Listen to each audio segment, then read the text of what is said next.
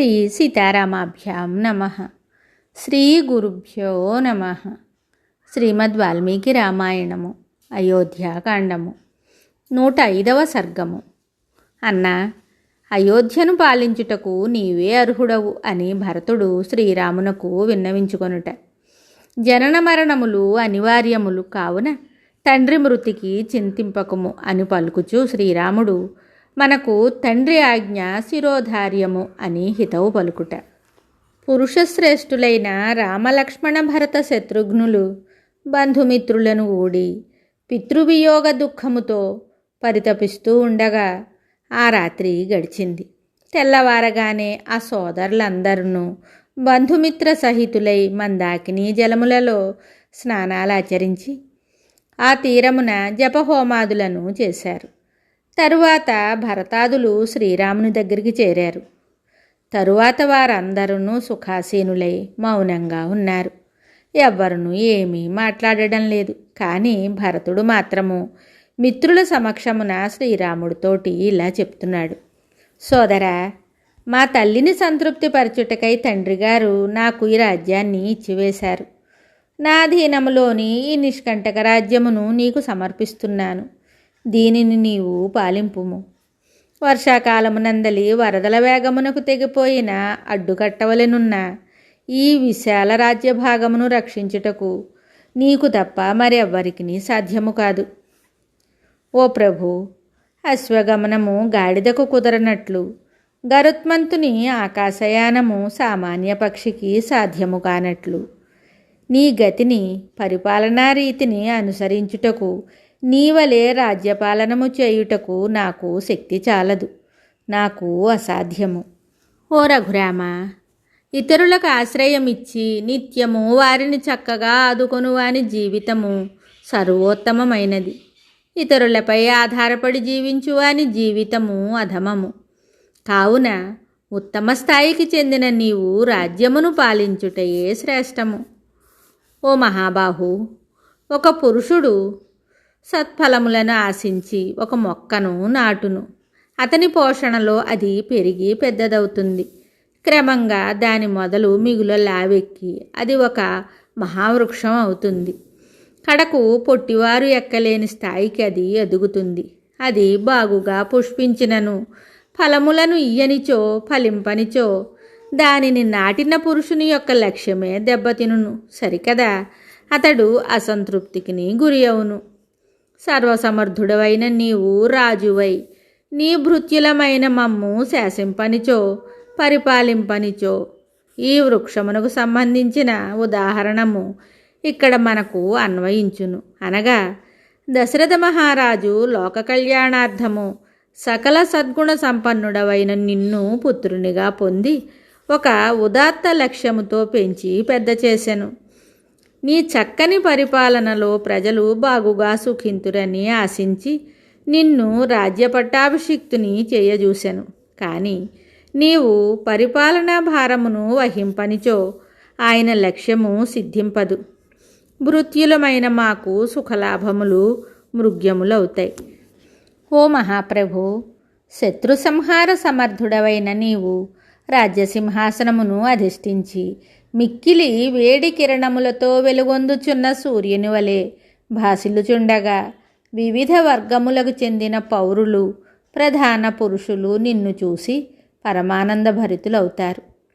ఓ కకుస్థ వంశభూషణ, నీవు అయోధ్యకు విచ్చేయు సమయమున మదగజములు తమ ఘీంకారములతో నిన్ను ఆహ్వానించును. అంతఃపుర స్త్రీలందరూ సర్వసన్నద్ధులై ప్రసన్నముఖులై నిన్ను అభినందిస్తారు. అయోధ్యకు వచ్చి పరిపాలనను చేపట్టుము అని భరతుడు శ్రీరాముని ప్రార్థించుచుండగా అచ్చట చేరి ఉన్న వివిధ వర్గములకు చెందిన ప్రజలందరూ బాగు బాగు అని ప్రశంసావచనములను పలికారు. మిక్కిలి దుఃఖితుడై విలపించుచున్న ఆ భరతుని చూసి నిశ్చయబుద్ధి గలవాడును మిగుల ధైర్యశాలియు అయిన శ్రీరాముడు అతనిని ఎంతయో ఓదార్చెను. ఓ సోదరా, ఏ వ్యక్తికైనాను దైవము వలె స్వాతంత్ర్యము కానీ ఇష్టము వచ్చినట్లు ప్రవర్తింపగల శక్తి కానీ ఉండవు. దైవమే అతనిని ఇటు అటు లాగుచుండును. విధి బలీయం సుమ. కూడబెట్టిన వివిధ సంపదలన్నీ కూడా నశించినవియే. లౌకికములైన ఔన్నత్యములన్నీయును పతనమగునవియే. పుత్రమిత్ర కళత్రాది సంబంధములన్నీయును తెగిపోవునట్టివే. ఎంతటి ఉన్నత స్థితిలో జీవించు వారికైనను మరణము తప్పదు. ఈ లౌకిక బంధములన్నీయును విడిపోవునవియే. బాగుగా పండిన ఫలములకు పడిపోవుట కంటే వేరొక గతి లేదు. అట్లే పుట్టిన ప్రతి వ్యక్తికి మరణము తప్పదు. దృఢమైన స్తంభములతో నిర్మించిన భవనము సైతము క్రమముగా శిథిలమై అది ఎప్పటికైనను పడిపోవుట సహజము. అట్లే మానవులు ఎంతటి వారైనను క్రమముగా ముసలివారై మృత్యుముఖమున చేరి నశించుట అనివార్యము.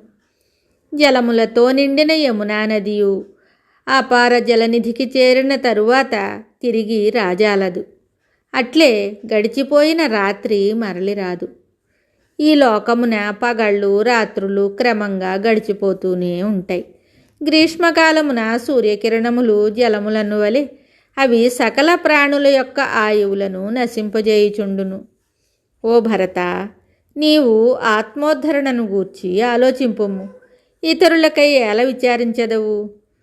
ఎవడైనను నిలిచియున్నను సాగిపోవుచున్నను అతని ఆయువు క్షీణిస్తూనే ఉంటుంది. మృత్యువు ఎప్పుడూ కూడా మనతోనే ఉంటుంది. అది అన్ని వేళలయందును నీడవలే మనలను వెంటాడుతూనే ఉంటుంది. మనము దీర్ఘయాత్ర చేసినను మరణించినను మరలా జన్మించినప్పుడు అది మనతో కూడి మరలి వస్తూ ఉంటుంది. కనుక సమస్త ప్రాణులకును మృత్యువు అనివార్యము. శరీరములయందు ముడతలు ఏర్పడుచుండుట సహజము. తల వెంట్రుకలు నెరసిపోవుచుండుట అనివార్యము. వార్ధక్యముచే పురుషుడు కృషించిపోవుచుండుట ప్రకృతి సిద్ధము. మానవుడు వీటిని ఏ ఉపాయంచే తప్పించుకొనగలడు? జనులు సూర్యుడు ఉదయించినంతనే ధనార్జనకు సమయమైనదని సంతోషిస్తారు. అట్లే సూర్యుడు అస్తమించినను కామోపభోగములకు అనుకూల సమయము ప్రాప్తించనని వారు పొంగిపోతూ ఉంటారు. కానీ వారు తమ ఆయువు ప్రతిరోజు క్షీణించిపోవచ్చున్నదని అంత మాత్రము ఎరుగరు. వసంతాది ఋతువులు ప్రారంభమైనప్పుడు అవి ఇదివరలో ఎన్నడూనూ రానట్లుగాను ఇప్పుడే కొత్తగా వచ్చినట్లుగాను భావించి జనులు సంతోషపడుతూ ఉంటారు. కానీ ఋతువుల యొక్క రాకపోకల వలన కాలము జరిగిపోవచ్చున్నట్లును ఫలితంగా తమ ఆయుర్దాయము క్షీణించుచున్నట్లుగాను వారు గుర్తింపరు. మహాసముద్రమునందు ఒక కర్రతో మరి ఒక కర్ర కలిసి సాగిపోతూ కొంతకాలమునకు అవి వేరైపోతూ ఉంటాయి. అట్లే సంపదలు, భార్యాపుత్రులు, బంధువులు యజమానితో కలిసి జీవిస్తూ ఉంటారు. కాలక్రమమున విడిపోతూ ఉంటారు. వీరి యొక్క సంయోగ వియోగములు లోక సహజములు. లోకంలో ఏ ప్రాణి అయినను సమయమాసన్నమైనప్పుడు జనన మరణములను తప్పించుకొనజాలదు. కనుక మరణించిన వారికై శోకించువాడు కూడా తన మరణమును నివారింప సమర్థుడు కాదు. దారి పట్టిపోతున్న వ్యాపారులతో, యాత్రికులతో ఎవడైనా ఒక బాటసారి మీ వెనుక నేను వస్తాను అని పలుకుతూ వారిని అనుసరిస్తూ ఉంటాడు. అట్లే మన పూర్వులైన తాత ముత్తాతలు వెళ్ళిన మార్గమును మనము అనుసరించి నడుచుట తథ్యము. దీనిని అతిక్రమించుటకు ఎట్టి ఉపాయము లేదు. కావున ఎవరునూ ఇతరుల కొరకై దుఃఖించుట తగదు. నదీ ప్రవాహములు వెనుకకు మరలి రానట్లే నిత్యము తరిగిపోతూ ఉండు వయస్సు తిరిగి రాదు. అది క్రమంగా క్షీణిస్తూనే ఉంటుంది. ఈ రహస్యమును ఎరిగి ఆత్మోద్ధరణమునకు సాధనమైన ధర్మ మార్గాన్ని అనుసరించాలి. ఎలా అనినా జనులందరూ ఇహపరలోక సుఖములను కోరుకుంటూ ఉంటారు కదా. మన తండ్రి ధర్మాత్ముడు. అతడు భూరి దక్షిణలను సమర్పించి పవిత్రములైన వివిధములగు సమస్త యజ్ఞములను ఆచరించి పునీతుడయ్యాడు. తరువాత ఆ మహారాజు స్వర్గమునకు వెళ్ళాడు.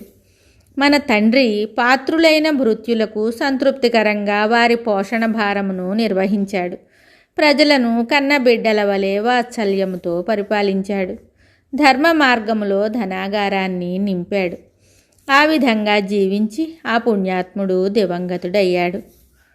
ఆ మహారాజు తనకును ప్రజలకును మిగుల ఇష్టములు ప్రయోజనకరములు అయిన తటాకాదులను మహాపదములయందు నిర్మింపజేశాడు. ఋత్విజులు మొదలగు వారికి విరివిగా దక్షిణ తాంబూలాదులనిచ్చి ఎన్నో క్రతువులను నిర్వహించాడు. ఈ విధంగా మన తండ్రి అయిన దశరథ ప్రభువు తన జీవితమును కొనసాగించి కడకు అమరపురికి ఎగాడు. ఇంకను ఆ మహాప్రభువు ఎన్నో విధములగు యాగములను నడిపెను. సముచిత రీతిలో పుష్కలముగా భోగభాగ్యములను అనుభవించెను. దీర్ఘాయురారోగ్యములతో వర్ధిల్లి అతడు తన జీవయాత్రను ముగించుకొని స్వర్గమును అలంకరించెను. నాయన భరత, రఘువంశ శిరోమణియు పూజ్యుడును అయిన మన తండ్రి తనకు పూర్వులైన రాజుల కంటెను ఉత్తమమైన జీవితమును దీర్ఘకాలము గడిపి చక్కని ఆరోగ్య భాగ్యములతో వర్ధిల్లెను. సత్పురుషుల సత్కారములను పొందుచు కడకు అతడు పరమపదించెను. అందువలన ఆ పుణ్యపురుషుని కొరకై మనము శోకింపదగదు. మన తండ్రి అయిన మహారాజు శిథిలమైన తన మానవ దేహమును విడిచి బ్రహ్మలోకమున విహరించుటకు అనువైన దివ్యదేహమును తదితరములైన దైవీ సంపదలను పొందెను. వేదశాస్త్రజ్ఞాన సంపన్నుడును మిగుల ప్రజ్ఞాశాలియు అయిన ప్రాజ్ఞుడెవ్వడును మనవలే ఈ విధముగా దుఃఖింపడు. ధీరుడును ప్రజ్ఞాశాలియు అయిన పురుషుడు ఎవడైనను ఎట్టి క్లిష్ట పరిస్థితుల యందైనను తండ్రి మరణించుట, నేను వనవాసం చేయవలసి వచ్చుట మున్నగు కష్ట సమయములయందును ఈ విధముగా విలిపించుట, ఏడ్చుట చేయకూడదు. వాక్చాతుర్యము గల ఓ భరత, నీవు దుఃఖింపకుము, మనస్సును కుదుటపరుచుకొనుము. అయోధ్యకు వెళ్ళి రాజ్యాధికారమును స్వీకరింపుము. సర్వాధికారి అయిన ఆ మహారాజు నిన్ను ఆ విధముగానే ఆదేశించి ఉండెను. ఓ భరత, పుణ్యాత్ముడైన మహారాజు 14 సంవత్సరముల కాలము వనములలో నివసింపుము అని నన్ను ఆదేశించి ఉండెను. కనుక ఆయన ఆజ్ఞను శిరసావహిస్తూ నేను ఇక్కడనే ఉండేదను. నాయన శత్రు సంహారక, నేను తండ్రిగారి శాసనమును ఉల్లంఘించుట ధర్మము కాదు. దానిని నేను త్రికరణ శుద్ధిగా తలదాల్చెదను. నీకును ఆయన శాసనము గౌరవింపదగినది. ఆయన ఆజ్ఞను నీవును పాటింపుము. అతడు మనకు జన్మనిచ్చినవాడు, పరమబంధువు.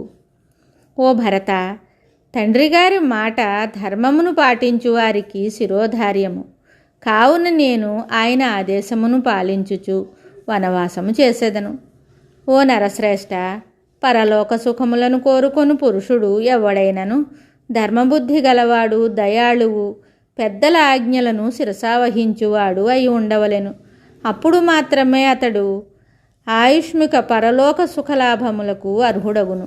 ఓ నరోత్తమ, మన తండ్రి అయిన దశరథ మహారాజు యొక్క పవిత్రాచరణమును దృష్టిలో ఉంచుకొని నీ ధార్మిక స్వభావము ద్వారా నీ ఆత్మోన్నతికి పాటుపడుము. కనుక రాజ్యభారమును వహింపుము. సర్వసమర్థుడును మహాత్ముడును అయిన శ్రీరాముడు తన తమ్ముడగు భరతునితో తండ్రి ఆజ్ఞను తలదాల్చుము అని అర్థవంతములైన మాటలను పలికి ఒక క్షణకాలం పాటు మౌనం వహించాడు. వాల్మీకి మహర్షి విరచితమయ్యే ఆదికావ్యమైన శ్రీమద్ రామాయణమునందలి అయోధ్యాకాండమునందు 105వ సర్గము సంపూర్ణం. శుభం.